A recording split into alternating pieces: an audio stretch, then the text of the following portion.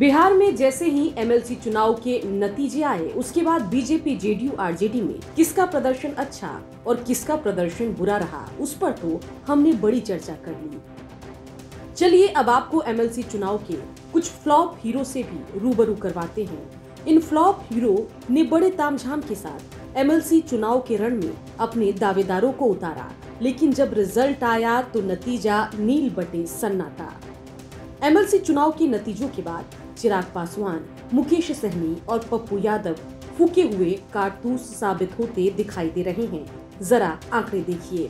चिराग पासवान की लोक जनशक्ति पार्टी रामविलास 6 सीटों पर अपने उम्मीदवार उतारी, लेकिन एक भी उम्मीदवार जीत नहीं पाया। वहीं जन अधिकार पार्टी ने 5 सीटों पर अपने कैंडिडेट को उतारा। जन अधिकार पार्टी का भी एमएलसी चुनाव में खाता नहीं खुला। वीआईपी ने 7 सीटों पर अपने उम्मीदवारों को उतारा। वीआईपी का भी आंकड़ा 0 ही रहा। चलिए सबसे पहले बात करते हैं चिराग पासवान की।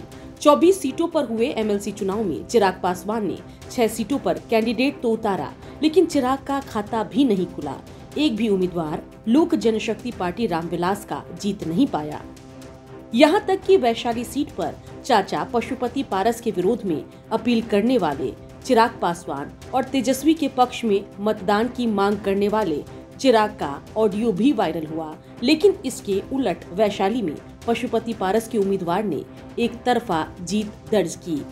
कुल मिलाकर मतदाताओं ने न चिराग की अपील सुनी, न उनके उम्मीदवारों को पसंद किया। चलिए अब बात करते हैं मुकेश सहनी की। मुकेश सहनी जब अपने उम्मीदवारों की सूची जारी कर रहे थे, तब बीजेपी और वीआईपी का रिश्ता आखिरी सांसें गिन रहा था। एनडीए गठबंधन में बीजेपी को आंख दिखाते हुए मुकेश सहनी ने भी 7 सीटों पर अपने उम्मीदवार उतार दिए। इसके अलावा बोछा सीट पर भी उपचुनाव में अपने कैंडिडेट की घोषणा कर दी, जिसके बाद गठबंधन से बाहर का रास्ता मुकेश सहनी को दिखा दिया गया।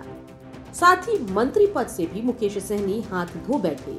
इतना कुछ खोकर एमएलसी चुनाव में दाव आजमा रहे मुकेश सहनी का शो भी फ्लॉप ही साबित हुआ। 7 सीटों पर उम्मीदवार उतारने वाले मुकेश सहनी का एक भी दाव सही साबित नहीं हुआ। चलिए अब बात करते हैं तीसरे फूके हुए कारतूस की। जी हाँ, हम बात कर रहे हैं पप्पू यादव की। कांग्रेस से एक डील के तहत पप्पू यादव ने 5 उम्मीदवारों को एमएलसी के मैदान में उतारा, लेकिन पप्पू का भी खाता नहीं खुला, जिसके बाद माना जाने लगा कि बेशक पप्पू यादव जमीनी राजनीति के हिट हीरो हों, लेकिन चुनावी राजनीति में मतदाता अब भी पप्पू को सीरियसली लेने को तैयार नहीं है।